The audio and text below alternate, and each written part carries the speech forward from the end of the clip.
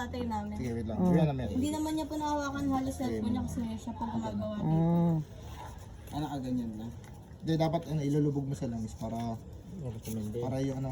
Hindi, para sumindi tsaka matagal na mawala yung Sumipsip. sumisipit. Ang ano kasi namin yan, diyan kami magpapalambot ng bulalo. Kasi, ang gas kasi, Diyos ko po, 3 days lang. Karga na naman, 900 ba naman ang gas ngayon? Meron po yung mga ano doon, rason. Yung kikitain namin sa kantin namin, napupunta lang sa gas.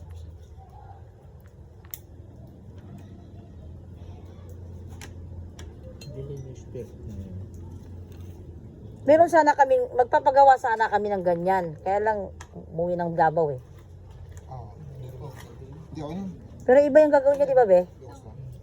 Yung ano, Hindi ganito mo yung simple lang na ano. yung baka lang stand. Kala ko dun sa inyo yan nag-aaway.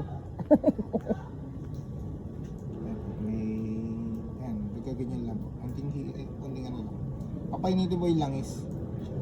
Mas mabilis po yung uminit yung sa change oil kaya mas mabilis po siya umapoy. Hindi, pag ano ba, Yung cooking oil po medyo matatagal siya. Matagal. Opo. Marami kaming change oil kasi may motor kami. Langis. Opo.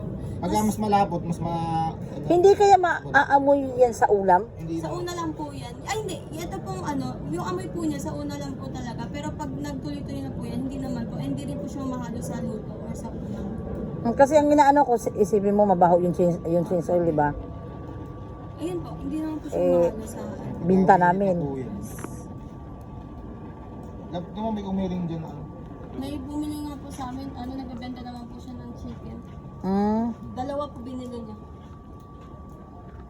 Anong gagawin? Yung... Ring.